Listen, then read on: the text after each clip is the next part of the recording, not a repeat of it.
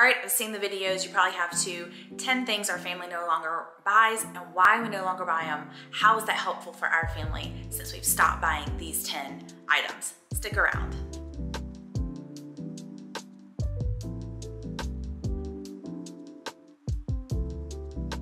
Hi y'all, this is Amy with This Wholehearted Life. I'm so glad you're here. So yeah, we're gonna talk about 10 things our family no longer buys. It is so easy to get caught up in, we need this, we need that. You walk through the store, you add one more thing to the cart, or even now you don't even have to leave your home to add one more thing to the cart. So I am always looking for ways for our family to save money, to stretch a dollar, to give up something our family no longer needs or is not serving our family anymore. But it is so easy to just continue to bring more stuff into your house, which I prefer to not have extra things in my house. I like to have exactly what we need and not have a crowded, over piled up home. That's the way I feel more at peace. But I'm excited to share with you the 10 things we no longer buy and how it's been helpful to our family. The first thing that I'm gonna tell you that we no longer buy is almost anything that's full price. I have to obviously exclude groceries there because sometimes you just have to buy the really expensive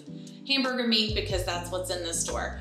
But in general, we try not to buy things that are full price, be it clothes, shoes, other necessities for our home, decorations for our home. We really try to either buy from vintage or thrift shop, or we try to get something on sale, watch for sales, that kind of thing. Is there a way to make our home feel like a home, our kids feel well loved and well cared for, my husband and I well cared for, but not have to pay full price for absolutely everything that we're doing? So that is one thing that we have stopped doing, and it has helped us pause on purchases, which is helpful, helps your budget. And it also helps us pause on not bringing extra stuff on our home that we don't need. And it also has taught us patience. I am not a super patient person. And so knowing that something is going to be on sale in the next few months, or that maybe I could watch Marketplace for this item, or an eBay or something like that, it is wise and has helped our home not become overcrowded. It has also helped our kids. Granted, our little ones maybe not so much, but our older son, who's elementary age, it has helped him say, okay, you know, we're gonna watch for this to go on sale and we're gonna wait till a birthday, you know, that kind of thing, to help him even embrace not buying everything right when we see it, right when we want it in that split second. Another thing we don't really ever buy are kids books. And we typically don't even really need to buy kids books because we ask for them for gifts. First of all, if there's specific books that I either want our kids to read or be exposed to, or they're asking for, or we know is something that they would be interested in, we kind of put the bug in the grandparents' ears and lots of aunts and uncles in the family to say, hey, they're really into trucks and cars right now, let's get the Blue Truck book series, or whatever the thing is.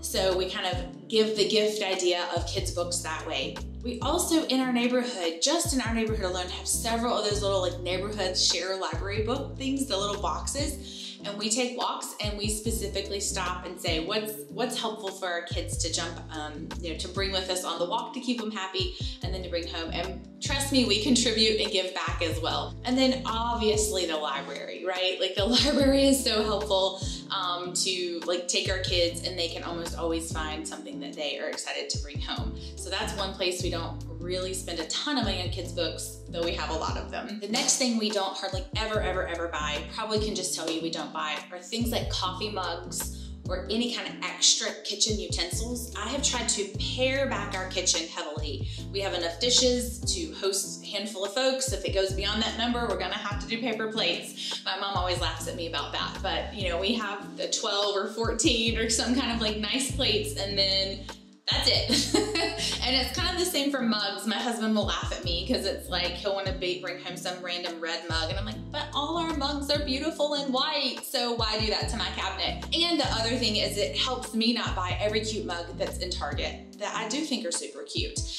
And I do get them as gifts, and that's fine. But in general, we are not buying the extra kitchen gadget or the extra cute mug in Target or TJ Maxx. So it just helps me say no to the purchase, helps financially, and helps my cabinets not just burst at the seams. The other place that we really don't buy anymore are extra shoes. In my younger years, I would buy shoes for every kind of thing, every kind of outing, outfit, whatever. And I've learned now in the life of I work from home and I have kids and here's my normal routine of life. I've learned that I really don't need all the shoes. But even for my kids, I've learned they really need, for the most part in our life right now, a pair of shoes they can basically just mess up all summer. Like a pair of summer sandals or shoes that they can wear all summer long. And then a pair of like sneakers, like walking, more active wear type shoes. And I've just kind of learned it works for our family to do that. And it also helps my mommy brain and the craziness of trying to get out the door of we've got this shoe and not its pair and it's all over the house. Most of the time I try to keep it to around 2 per season or so. And it has helped us just not spend money where we don't need to. And it has helped us like be able to find the shoes when we're trying to get out the door and we're running late. Okay, so the next thing our family no longer buys is new vehicles. And honestly, I've been trying to rack my brain. Have I ever bought a brand new car? No, I haven't. Actually, have never done that. I've bought like a car that was like 1 year old, 2 years old. But honestly, I've learned over the different purchases between what I did before I got married and then my husband and I's purchases over the years that is just something we probably would never do, because you can almost always find a really reliable car with even warranties and things and not have to take that hit that you often hear when you buy a brand new car. Another goal of my husband and I's is we try to not ever buy a vehicle on a loan. And we have been at all different kind of financial places in our lives and times where you know, we're in between work or we're in the middle of a move or changing jobs and things have been tighter, and that's just not the time we're going to be buying a car. You end up paying so much more in the interest, and by the time you pay the thing off, it's not really worth that much. So we try everything. We haven't, since we've gotten married, taken any loans for our vehicles, and we really prefer to not do that. And we're going to do everything we can on our end to not have to do that. Like my husband would love to buy a truck, and we're going to do that when we can do that without taking on heaps and heaps of debt. Another thing we do not buy or rarely buy are things that are like super on trend. And you'll notice my pearls. I am a classic, traditional, want it to last forever. I want it to look nice. If I took a photo with something 10 years ago, I want it to look nice now. And even how I like kind of keep my home, the things I choose, I want them to be classic. Now, of course, I'm gonna be influenced by everything else I'm consuming with Pinterest and YouTube and even just friends. You're gonna be influenced. I've been married for a while now, and I look back at my wedding photos, and I will say most of them look pretty classic, but I will say there are a few trends in there that are like poking out. Most of the time, if I'm choosing between the trendiest thing, especially if something costs a lot or if it's really hard to replace, whether it's like something in your home, I try to pick the thing that's gonna stand the test of time and not the thing that is, you know, is super expensive and also trendy, because you're not gonna get to use it for very long. And I will tell you, it's so funny when you're super young, you can somehow keep up with all of that. And I couldn't tell you high-waisted, skinny, wide leg jeans. I get so overwhelmed by people telling me what's in and out. I don't know, and I can't keep up with it. So I just try to do what works for us and our family and for me and what makes me feel comfortable. And I try to pick the things that are gonna stand the test of time. Okay, some of you guys are not gonna like this one. We don't buy anything that is perfume or sprays or spritzes or smelly things. Here's the thing, I like them. If someone else has a lovely fragrance on, I always notice it and really like it. Or even people's homes, I notice it. But I have had to pare back on all that stuff. I had migraines for years, and thankfully I haven't had them for a long time. And one of my triggers is smell. And after having children too, you're always getting the no dye, no perfume added type stuff. And so we've just stuck with that. You're still having to buy the laundry detergent. This one's not necessarily gonna save you money, but we just don't buy the things that have those added fragrances or dyes in them, because they're even just a laundry detergent. If I'm wearing a shirt that had a fragrance on it, it would by like 2 hours of wearing that shirt, it will like full on give me a headache that will probably lead to a migraine. So I've just learned that trigger. So we don't buy anything with perfumes, which it really does end up saving us money because I'm not buying perfumes to wear. So anyway, that's for us. We don't do perfumey things. Here is something we don't buy typically. We don't really focus on brands.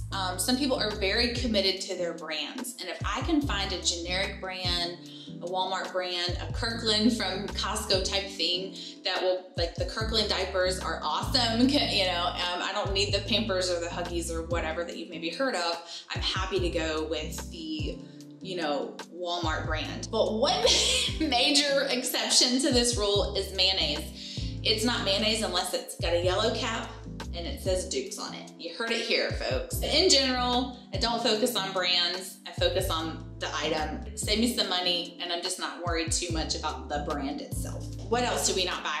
We do not buy gadgets and new things when they first come out. I am not a let me be the first in line type person. I am a let me find out how it works for the populace and get their reviews, and then I will act. I am not gonna be first in line when the next iPhone comes out, and I even am that person who waits to do the update because I know they're gonna change the one thing I love about my phone and you don't get it back. So I typically wait until other people do those things, and then I can get some feedback on whether I should do them as well. And even for our kids, like, you know, for them to not see me like rushing out to get the newest thing that just dropped. Here's another one that might be controversial to some of you who are massive, like trinkety, love to put things together with your kids type stuff. And I really do love puzzles, so this might surprise you. I really have backed off on buying toys for my kids that have lots of pieces. My older son does like Legos, so that might be the only exception, but he gets a lot of those as gifts, so we end up not having to buy those. But anything that has a set, and that set has 40 pieces of whatever to make it that set, I don't need to buy that. And again, we have like a doctor set and a construction set, but I'll be honest with you, those toys are like, some of them are in this bin, or in the downstairs bin, like they're hardly ever back with their thing. And some of you are so organized that you have a bin for that, but somehow when I do that, it doesn't stay that way, and I don't have the energy to keep doing it. So for this stage of life for our kids, I'm looking for toys that do not have a million different gadgets and pieces to go with it. That will shift, I'm sure, as my children get older, but that is one thing we are not purchasing at this stage of life. I'm gonna give you one bonus, because I told you I was gonna do 10. I'm gonna give you one more. And I kind of talked about this with the car situation. We really try to not buy things on time or buy things with credit or debt. I think it's very smart, Dave Ramsey, who talks about when you owe something to someone that you feel that pressure and there's lack of freedom. Again, there's exceptions. You know, I'm not an all or nothing type person in this sense.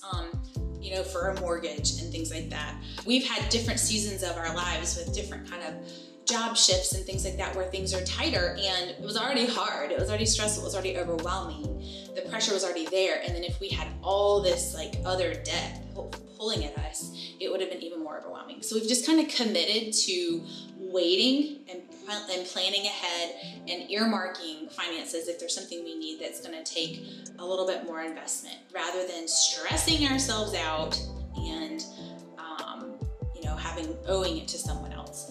So that's our number 11 thing that we don't buy. Thank you for making it to the end if you're here. I'm so glad you're here.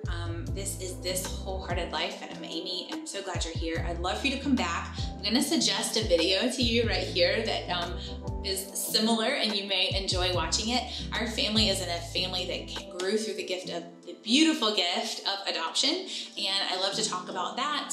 We are also a family who is either going to be building a home or was already doing so. So you might want to stick around to see that journey. And we're just so glad that you're here, and we hope that you will come back. Please subscribe, share this video with a friend that might encourage them.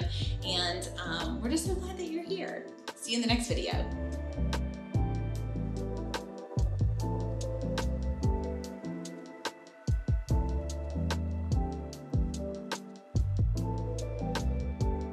Hey, I also wanted to add, will you comment below on something your family no longer buys? Maybe I don't need it anymore in my house. I'd love to know if there's certain things you see yourself not buying anymore that you used to buy, or things you just never bought that you know you don't need. Will you let me know below? Because maybe I want to add it to my list.